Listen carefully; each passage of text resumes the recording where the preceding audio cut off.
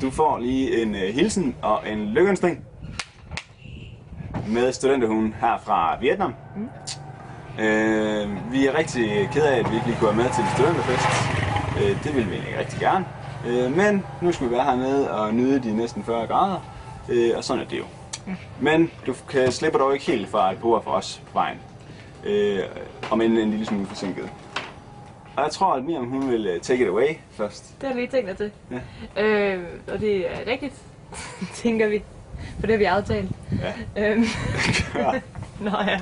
Nej, men det er egentlig bare fordi, når jeg sådan har tænkt på de her 5 år, vi har lært hinanden at kende, i de 5 år, vi har kendt hinanden, så tænker jeg, det der slår mig først er den her udvikling, som du er gået igennem, og uden at skulle specificere det så sådan vildt meget, så de overskrifter, jeg sådan putte på det, er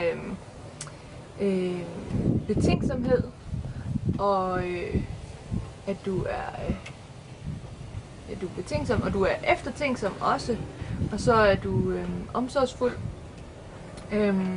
Det synes jeg, man har kunne se, både i den måde, du har reflekteret over forskellige udfordringer, du har mødt igennem livet. Jeg synes, det har været rigtig fedt og et privilegium at kunne stå på sidelinjen, både som tilskuer, men også som nogle gange sparringspartner og den, der har kunnet stille undrende spørgsmål eller nysgerrige spørgsmål, hvor det har været tydeligt at se, at det har du taget op til overvejelse, tænkt over det, fundet ud af, hvilken vej du vil gå, og så gået den. Og det synes jeg er en god styrke at have med sig, at du kan tage input fra forskellige baser, og så koble det sammen til dit eget. Det tror jeg i hvert fald på er med til at give dig de fine nuancer, du sådan ligesom har omkring mennesker, omkring livet. Ja. Så tak, fordi vi må være en del af det. Tak, fordi vi må få lov til at give dig inputs, og du giver også inputs. Ja. Og så synes jeg, det er vildt fedt, at du tager til udlandet. Som H.C. Andersen og jeg, vi siger, så er at rejse, er at leve. Ja, og det siger hun tit. Og det siger tit. Okay.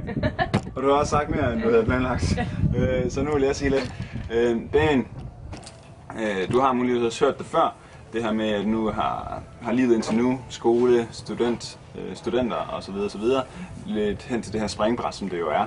I forhold til, hvad skal man så bruge resten af ens liv på? Og man kan sige, at den tid er jo ligesom slut, den du har været forbi, men du har jo ligesom også taget nogle af de ting og nogle af de personer med i den proces, der har været at nå hertil.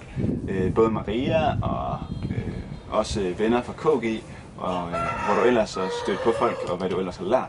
Og det er også en ting, man skal tænke over. Man skal ikke bare tænke over, hvad er det, jeg gerne vil arbejde med, når man er færdig her, og når man er klar til at ligesom, tage vare på den del af ens liv. Man skal også tænke over, hvad vil jeg egentlig gerne bruge min tid på.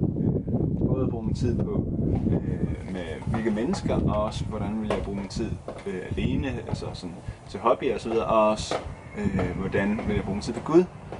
Og det er virkelig noget, man skal have, især i hvert fald jeg har oplevet efter KG, have for øje, når man kommer væk, og man ikke lige er i den sådan atmosfære, som KG er for en.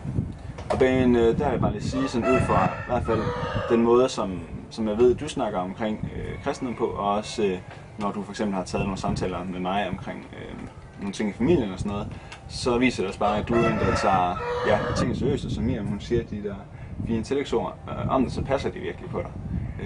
Du tænker virkelig over tingene, og du vil virkelig andre det godt. Og det håber jeg bare, at du bliver ved med, og så håber jeg også bare, at du vil bruge tid på os. I fremtiden vil vi i hvert fald rigtig gerne bruge tid på dig.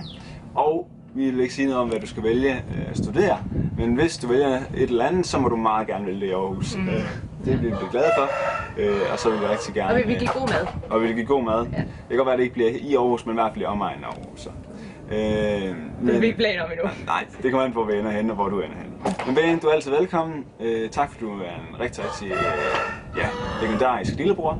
Og jeg håber bare... Svoger. Og svoger. Og vi håber bare at se rigtig meget mere til dig, og tillykke. Tillykke, Benjamin. Hej. Slut herfra.